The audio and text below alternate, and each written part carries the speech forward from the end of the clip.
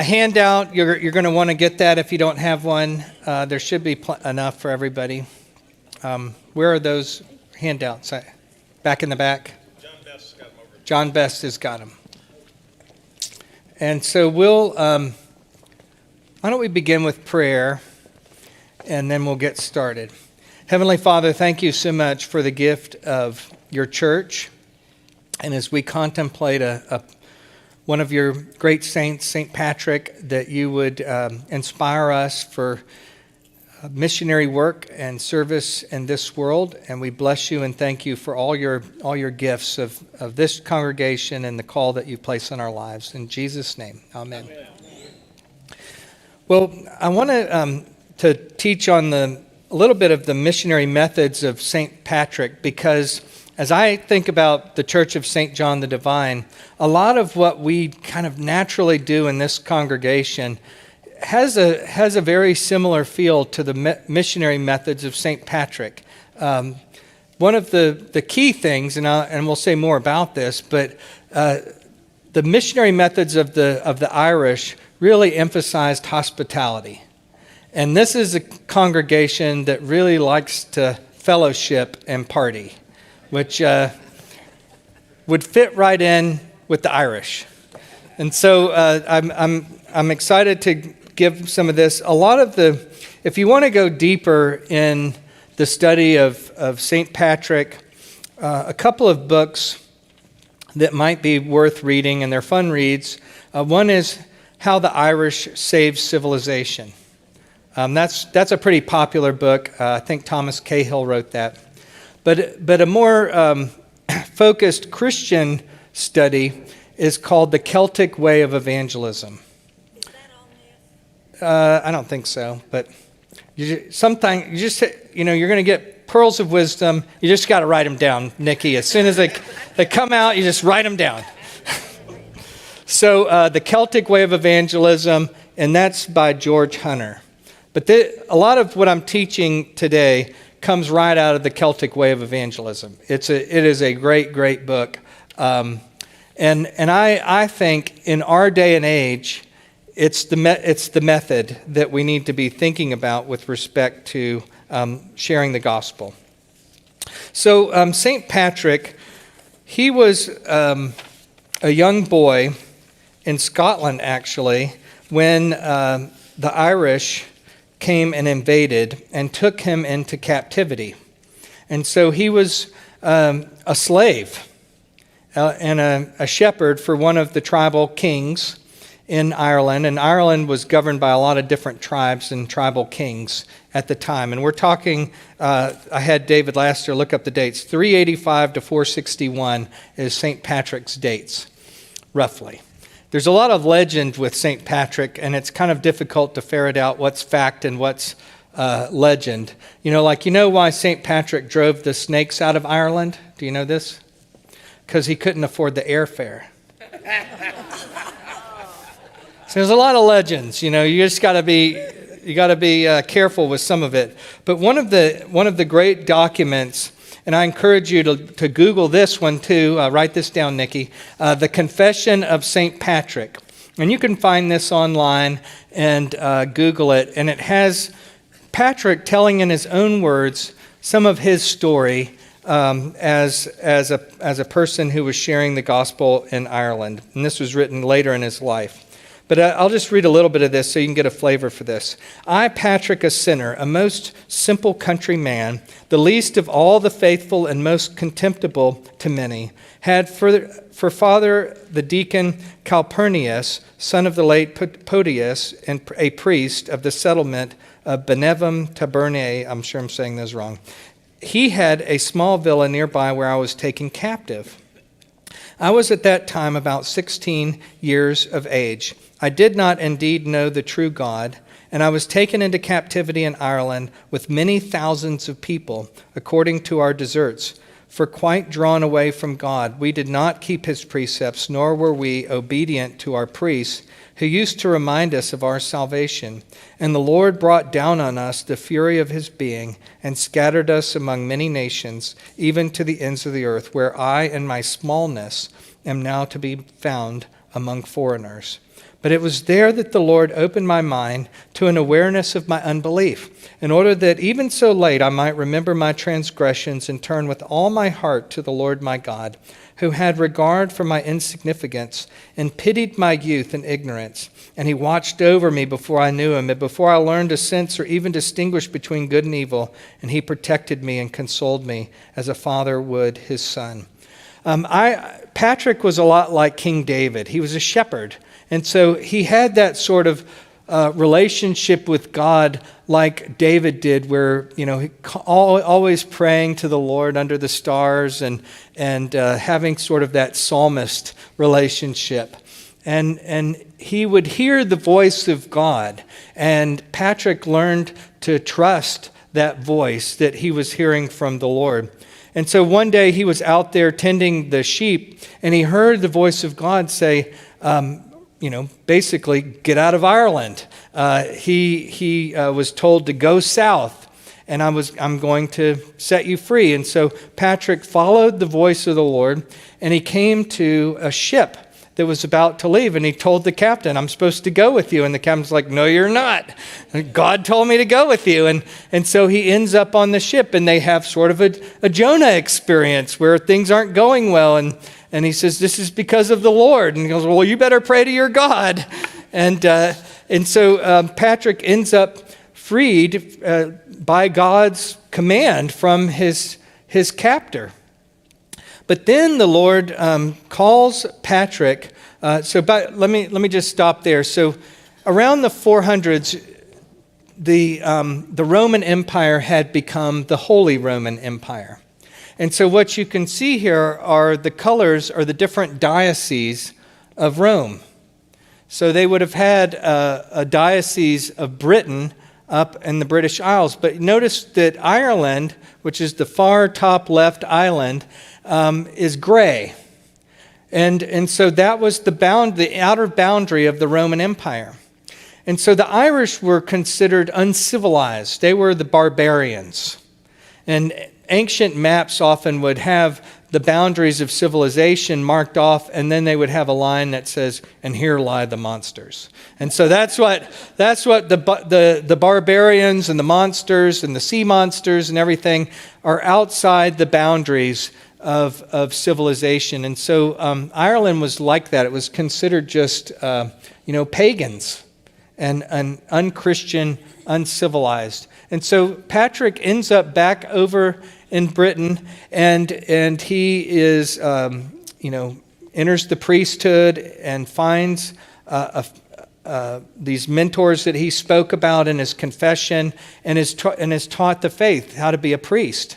And then the Lord calls Patrick back, and in his confession, I'm not going to read the whole thing, but he says, I heard the voice of the Irish. He has this man come to him, and he's got letters, and in the letter, it's the voice of the Irish, and it says, we beg you, holy youth, that you shall come and shall walk again among us. And so what does Patrick do? But he goes back to his former captor. And can you imagine this? Here's a guy who's had this runaway slave. It's a lot like the story of Philemon and Onesimus, actually, in the New Testament. But he's the runaway slave who now goes back to his slave owner, but goes back to him with the gospel. And purpose is to share the gospel with his former Lord. And the man is so embarrassed that he comes back that he actually commits suicide. But that is how Patrick started his missionary journey to Ireland to take the gospel to the Irish. And so what I want to do is focus, and you can go and read the story of all of this. I mean, it's really interesting story. And Patrick's confession, and there's letters of Patrick defending himself with some of the Roman Christians, because his methods were a little different than the typical Roman way of sharing the gospel. And so I'm now on page 2, where I'm just going to work through Patrick's way of taking the faith out. And so what Patrick would do is he would build what he would call an apostolic team. And so the apostolic team would be made up of about 12 people. And there would be the different spiritual gifts among the leadership team. Some would be very good teachers and prophets. They might have some new recruits that they're raising up for leadership, so they were mentoring seminarians and the like. They would have women as part of the apostolic team. And so they would go to a tribal community where these tribal chieftains and kings were, and they would start with the community leaders. I mean, it's just exactly like the way Paul was going around the Mediterranean planting churches when he was doing it. Patrick was following the Bible and following the methods that he was seeing in the book of Acts. So he would go into the tribal leader and hope to convert the opinion leaders first. Kind of like Paul going into the synagogue or interacting with the Roman governors. But, sometimes they would get a reception, but at the very least, what they were looking for was permission to kind of camp out among the tribe and love on and minister to that particular tribal community. And so what they would do is then begin to engage the people of the community in conversation and in ministry, caring about things that they cared about. So if there were sicknesses and diseases, they would be praying for their sicknesses and diseases. If there were, famines or trouble with economics, they would be concerned about praying about those various things. They would counsel people who were disturbed and troubled. They would bless endeavors, like we're sending out a fishing fleet, and so they would pray for the people as they were going off to fish, or in the river and in the ocean. And they also engaged in a lot of open air teaching and preaching and speaking and telling stories and doing songs and artistic manifestations of the gospel, drama, everything that would just engage people and engage their imagination. When I think about, St. John the Divine and some of the things that we've done that have been most successful, during COVID, we tried a lot of outdoor things. We did those outdoor Easter services, and we did, the Oktoberfest and Christmas on the Boulevard. And what's fascinating about those kind of things is when you do that open air teaching and that open air speaking and programs, people that are just walking down the street, they go, well, what's going on here? And they just happen to come into the crowd. And it's a very simple thing to do. You could be out walking your dog on Easter morning, and all of a sudden there's an Easter service outside, and you can grab a chair with your dog and listen to Lee Sproul preach an Easter sermon. That's pretty neat. And that happened with us. People just showed up from the community and from the neighborhood. And that was the idea with the missionary methods. Don't invite people into this, gymnasium where they don't, how do you get to the HLC?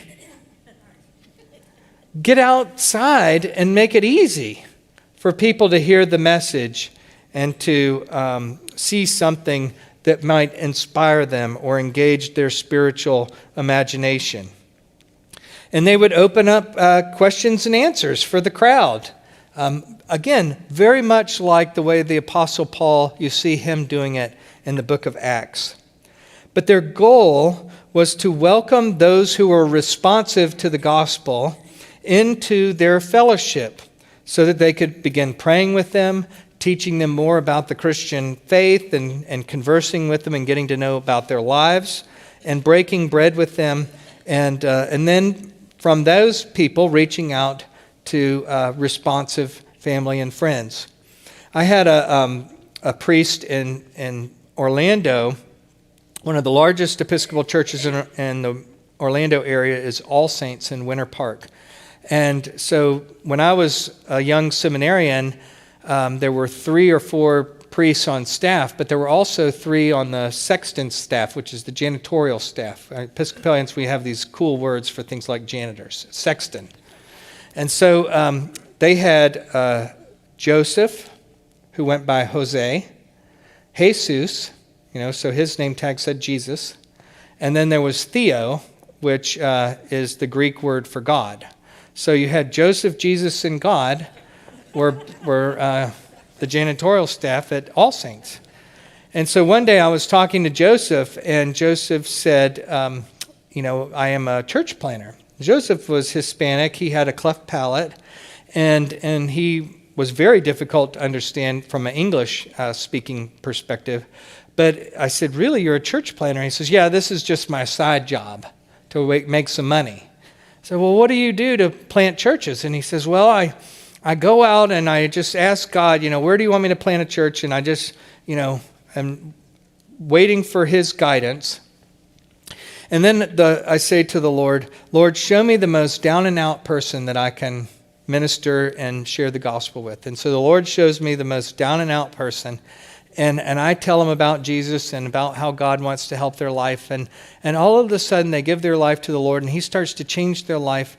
And then I find the next person and the next person. And pretty soon we have a small group and we're studying the Bible together. And then the next thing you know, you end up with about 100 people. And I'm like, really? That's what you do? He goes, yeah, that's what we do. And then, they have a big enough group to have a church. And then I move on to the next one. And I said, you've done this more than once? He goes, yes. I said, well, how many times have you done this? He goes, 1, 2, 3, 4, 5. He had planted like 5 or 6 churches. And all he was doing was just, asking the Lord, praying, asking the Lord where to go, who to talk to, finding receptivity, sharing the faith, going to the next person, finding receptivity, sharing the faith, collecting people together, building a community, and moving on. That's what St. Patrick was doing. He was just going out, grabbing people who were open to the faith, those whom the Lord had redeemed, and he was doing it over and over, and it's rinse and repeat. And that's what he did. And so the apostolic team would then move on to the next tribal community. They might leave some of the more seasoned leaders behind, take some of the new recruits from that tribal village, train them up to go and become the next leaders in the next place. Interesting, huh? And so you're always multiplying not only the converts, but also the leadership. And you're never taking the same apostolic group. You're always building a new one and losing some people. And so after 28 years of doing this type of ministry in northeastern and central Ireland, there were 700 churches planted, 1,000 clergy ordained, tens of thousands of baptisms, 6,000 place names in Ireland with the root Sil, which is Gaelic for church. I mean, it was a phenomenal missionary expansion, and it was all organic. And so the result was this type of church which, for lack of a better term, is a monastic community. And the monastic community, this is the results. The monastic community, I don't want to have Lee Spruill's vision, but I kind of think of St. John the Divine as a bit of a monastic community. And it goes back a long time here where the vision was that St. John's is a holy place to be. A holy place to be. You've probably heard that. But that's the idea of a monastic community. It's a community center.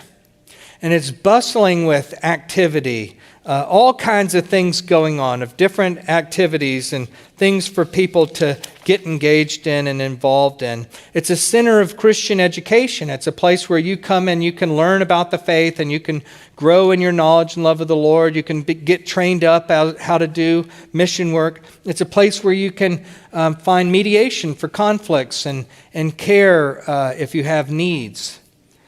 And so these became community hubs and community centers for the larger community outside of the grounds.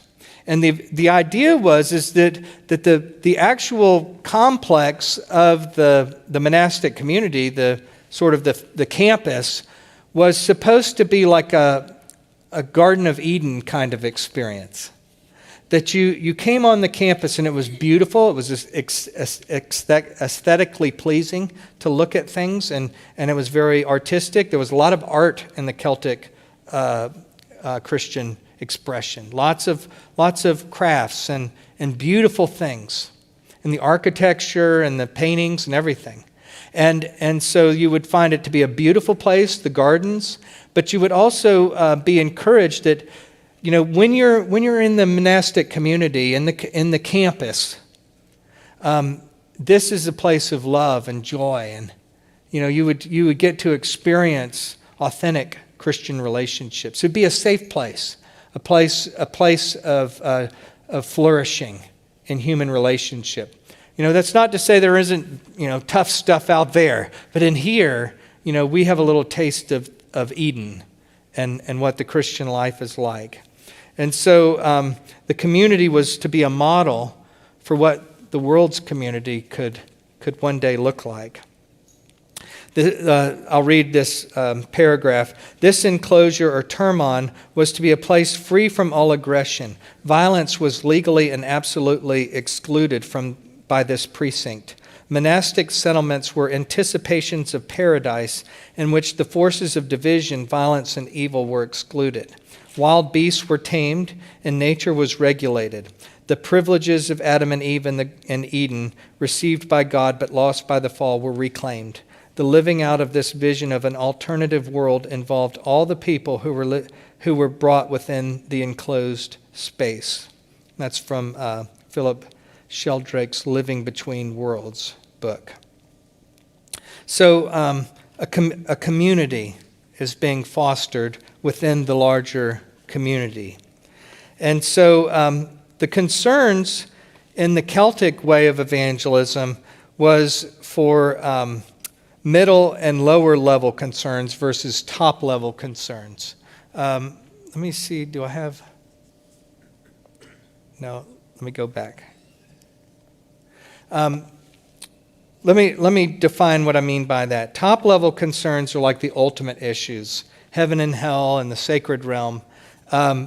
Middle level concerns are uncertainty about the near future, crisis of the present life, accidents, misfortunes, and daily concerns like crops and economics and things like that.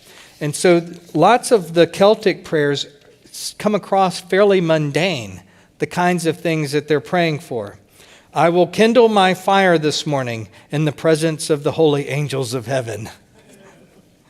God, kindle thou in my heart within a flame of love to my neighbor, to my foe, to my friend, to my kindred all, to the brave, to the knave, to the thrall. Wonderful. As you're making your morning fire, say, God, light my heart on fire. Light my heart on fire to love you, to love my neighbor. I lie down this night with God, and God will lie down with me. I lie down this night with Christ, and Christ will lie down with me. I lie down this night with the Spirit, and the Spirit will lie down with me. God and Christ and the Spirit be lying down with me. Every single thing in life can become an occasion to pray and to bring the Lord into even the most mundane of things, like going to bed or getting up in the morning and turning on the frying pot. So for the Celtics, Christians, hospitality was primary. The guest house was the best house. You want to be you want to be a guest. And so these strategic mission stations were also for sending out other apostolic bands. So they became missionary hubs, and you could go from one to another and receive incredible hospitality if you were a follower of Christ and out doing the work of the kingdom. Now, there's a big difference between the way, at the time, the Roman Christians made converts and the way the Celts made converts to the Lord. And so this is a really critical piece of understanding Celtic way of evangelism and the missionary methods. The Romans, you had to believe before you could become a part of the community. In other words, you need to become Anglicanized. You need to know how to tie these ropes and what all the colors mean. You need to know about the lavabo bowl and the holy hand sanitizer and all the stuff before we will accept you and confirm you into the life of our church and make you a member. That was the Roman method, is you had to learn all the trappings and all of the culture, actually, of Rome. You had to become civilized before you could become Christianized. It's a Christendom mindset and a Christendom model that says you have to believe, and not only believe the faith, but believe in Roman culture in order to belong. And so the Celts and Patrick's method was exactly the opposite. You belong before you believe. In other words, you become part of the community, and in becoming part of the community, the Christian faith is caught. And you get it by just being around contagious Christians that are sharing their faith and their love and just living the Christian life, and all of a sudden, next thing you know, you believe it too. And it's a warm, slow embrace. So establishing community first and then bringing them into the fullness of the Christian life. That was the strategy. Not putting heavy burdens on people in order to convert. So belong before believing is a phrase that's often used for the Celtic missionary methods. And so some of the big differences between Roman and Celtic Christianity is the Romans really believed that the faith was only for the civilized. They did not have a heart for the barbarians and the pagans. It was much more of an urban center approach, where Patrick was very good about going out to the countryside. Let's go to these little small towns and small communities and share the faith in rural settings. He was somebody that connected with the lowly. He was a slave. And so he had no problem sharing the faith with slaves and the lowest of the lows. He knew that they would be the most open to the faith. And so he was constantly being governed by prayer. But he utilized a principle which is the indigenization principle, where the Romans would say, you need to become civilized and developed before, and we will bring all of that along with the Christian faith. It's like a lot of missionary methods in the United States. When we go to, like, say, Honduras, okay, we had a mission team that used to go to Honduras. And we would go, gosh, I can't believe you're living in such squalor. And so we would want to fix a lot of their developmental problems. You need a water system. You need a plumbing system. You need electricity in this village. And so we're bringing all this stuff that is part of Western civilization and Western culture into, the third world. But what ends up getting focused and emphasized is taking our culture and not our faith. And what Patrick would do is start with the faith and then, let the other stuff just kind of take care of itself. And so you work with the way people are living. You don't judge the way that they're living in terms of, their culture and the way that they're doing things. There are definitely places where Christianity will rub things the wrong way. You go into a tribal village and they're, cannibals. Well, maybe that Christianity might inform some of that. We don't eat other people. But there might be a lot of things of their language, their way of relating to one another, that if the Christian faith can be brought into that, it actually makes it even more beautiful, and their culture finds a more full expression of the faith. And that's a big difference between the Celtic and the Roman way of evangelism. So, I want to end by just raising some questions. In Patrick's, this is at the end here. I don't have a slide for this, but in Patrick's time, the establishment of Christian leaders take a dim view of pastors and churches who befriend pagans, sinners, and lost people, and who make apostolic outreach the priority of the church. Establishment Christianity always expects its people, pastors, and bishops to care for and fraternize with church people. And so, do you agree with that statement? If so, why is this a problem? That the Christian leaders are primarily focused on church leaders or church people. Should we be doing a lot more focus of our time and our energies on those who are not members of the church?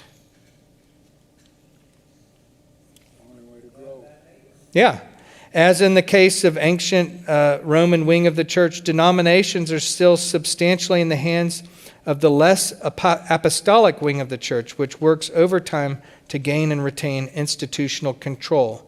It assumes it knows best and works persistently to impose Roman, European, and other culturally alien forms among the more indigenous and growing movements within the denomination. If you have an ESL program, for example, and you're bringing in 150 people from 40 different countries that speak 30 different languages, and if they're going to be a part of us, they need to figure out how we do things and submit to our way of doing things. That's the Roman way of looking at it. Whereas if we are the Celtic way of looking at it, we recognize that they have gifts and things about their culture that could find expression within our common life that might bring a wealth of cultural expression that would bring gifts and talents and Christian expression and art and so on, musical expression that we don't even know is possible here. And it's a different way of looking at things, but a much more organic and frankly, brothers and sisters, a much more fruitful way of sharing the gospel. Who are the barbarians that we don't even think about taking the gospel to them? Who are the barbarians in the city of Houston that we're focused on church people? We want to get more Presbyterians to become Episcopalians. And we definitely want more St. Martin's people to become more St. John's people. I mean, let's be honest, right? Many of those people we can get. But, really, who are the people that aren't churched? And how do we reach out to them? And how would they feel coming here? Would they be comfortable in this community? Would they find it to be a place of welcome and hospitality? Or would they feel like they don't fit, or they're ostracized, or they're not welcomed? These are just questions, if you're going to engage in a Celtic way, to be wrestling with. Who are the barbarians? Who are the tribes? And how do we make inroads and connections and build community out there with them? Okay, well, let me stop there. We have what time is it? 10 till. Let me see if you have any thoughts or questions. How do you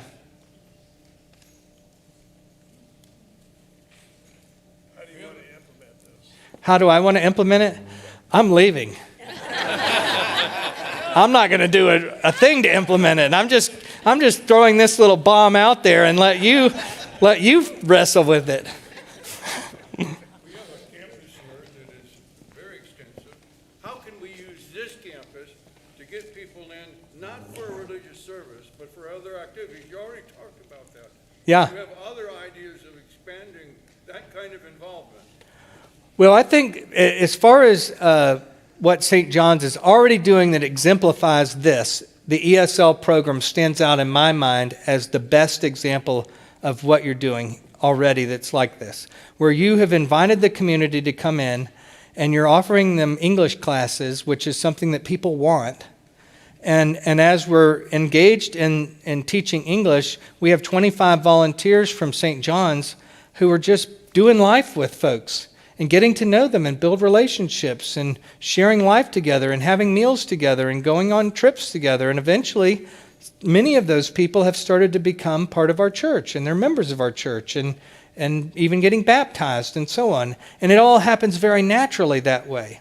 So those are the kinds of ministries that you have to think about, maybe with Loving Lamar. Maybe there's an opportunity where you have lots and lots of people gathering how can there be some kind of connection where this community is ministering and loving on that community? What are other examples? I don't know. Yeah. Charlie, I would say to the group is that if we don't reach out to them, we're going to have a bunker mentality.